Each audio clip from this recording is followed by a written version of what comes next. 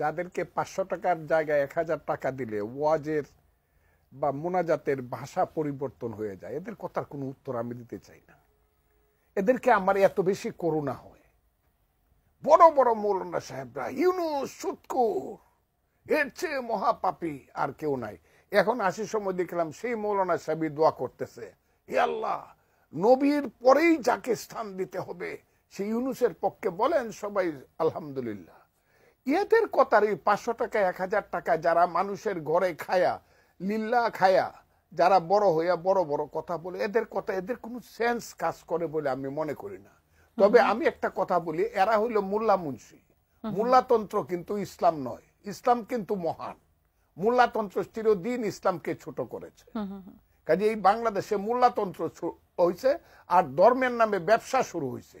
এই যে ব্যবসায়ীর দল, ধর্মের নামে যারা ব্যবসা করতেছে, তাদের কথার উত্তর দিতে গেলে এই যে তারা হাজারে হাজারে জমা হয় সোহরাওয়ার্দী উদ্যানে, কোত্থেকে প্রতি শুক্রবার পাইছে আল্লাহর মহান দিন, শুক্রবারের জুম্মার নামাজ পড়েই হাজারে হাজারে ওই মাদ্রাসার ছাত্র পাইছে, গরিব মানুষের সন্তানেরা।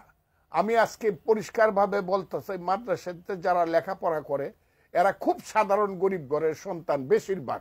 সব মশার বিরুদ্ধে সুরক্ষা দিতে এলো বসুন্ধরা এক্সট্রিম অ্যারোসল, মশার বিরুদ্ধে এক্সট্রিম সুরক্ষা।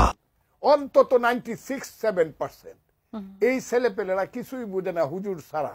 এরা থাকে মাদ্রাসায়, খায় লিল্লার টাকা, এরা মানুষের অনুদানে খায়। নিজের জীবন সম্পর্কে এদের যে ধারণা হয় সেই ধারণা হলো হুজুর যা বলে তাই শুনতে হবে।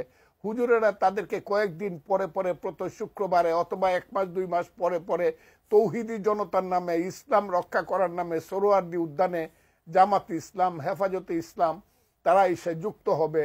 নারী নীতি করা যাবে না, নারী নীতি যারা লেখছে করছে এই নারীরা। আমি তো মনে করি এখন যদি বেগম রুকেয়া থাকতো, আজকের মোল্লা মুন্সিরা তাকে ব্যত্রাঘাত করতো অথবা তসলিমা নাসরিনের মতো দেশ ছাড়া করতো বেগম রুকেয়ারে। এই কারণে আমি সবসময় বলি, কি করলাম গাজীর গীত গায়া, 5 টাকা কামাই করলাম 1.5 টাকা খায়া। যারা নারীকে, যারা নারী নীতিতে প্রগ্রেসিভ কথা বলে, তাদেরকে যারা বেশ্যা বলে, এদের তো মায়ের পেটে জন্মগ্রহণ করা ঠিক হয় নাই। আমি তো মাকে বলবো এদেরকে পেটে ধারণ করো না মা।